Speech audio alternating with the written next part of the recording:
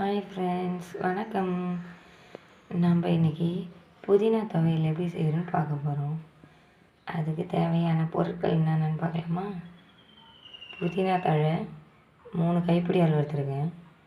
கொத்தமல்லி 1 கைப்பிடி அளவு எடுத்துருக்கேன். தேங்காய் ஒரு அரை மூடி அரைச்சி வச்சுருக்கேன். உளுத்தம்பருப்பு 5 டீஸ்பூன் எடுத்துருக்கேன். 3 காஞ்ச மிளகாய் எடுத்துருக்கேன். கல் வச்சுட்டேன். இப்போ இது காஞ்சிட்ட பிறகு எண்ணெய் ஊற்றி நம்ம ஃபஸ்ட்டு பருப்பையும் மிளகாயும் போட்டு வறுத்து எடுத்துக்குவோம் தனியாக. இப்போ இந்த வானல் காஞ்சிருச்சு. இதில் ஒரு 3 டேபிள் ஸ்பூன் எண்ணெய் ஊற்றிப்போம். எண்ணெய் ஊற்றிட்டேன். இப்போ இது நல்லா காஞ்சதுக்கப்புறம் இந்த பருப்பை போட்டு வறுத்துப்போம். இது ரொம்ப சிம்பிளான டிஷ்ஷு தான். இது மேக்ஸிமம் ஒரு 7 நிமிஷம் போதும். இது அதுக்குள்ளே செஞ்சு முடிச்சிடலாம். ரொம்ப சூப்பராக இருக்கும். இந்த மாதிரி செஞ்சு பாருங்கள். இந்த எண்ணெய் காஞ்சிருச்சு. நம்ம இந்த பருப்பை போட்டு வறுத்து எடுத்துருவோம்.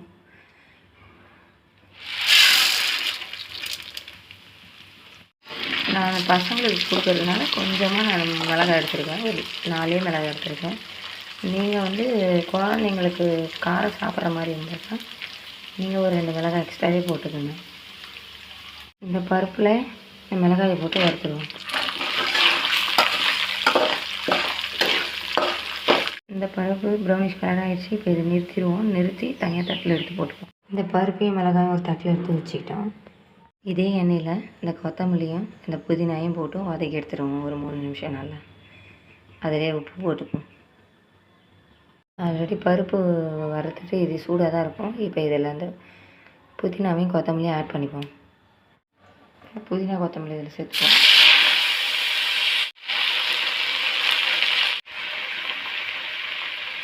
நான் இந்தளவு கொஞ்சமாக புளி சேர்த்துக்கிறேன்.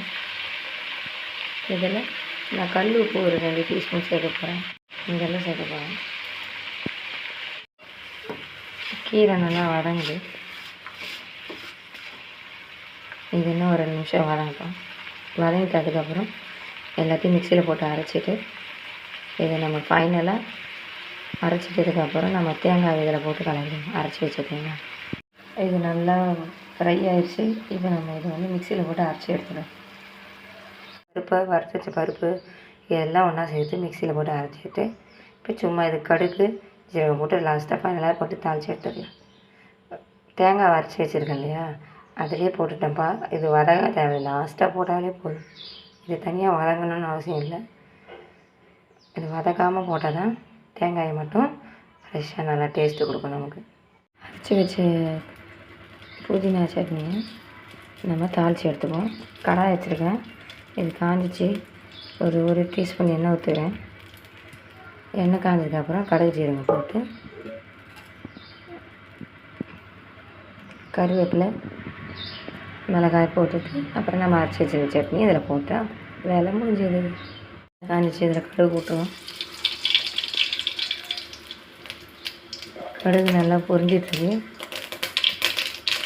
இப்போ இதில் ஜீரகம் போட்டுருவோம். ஜீரகமும் பொரிஞ்சிடுச்சு.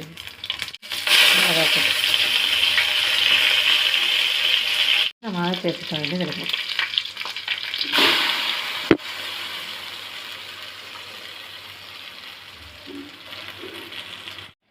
புதினா சட்னி தயார்.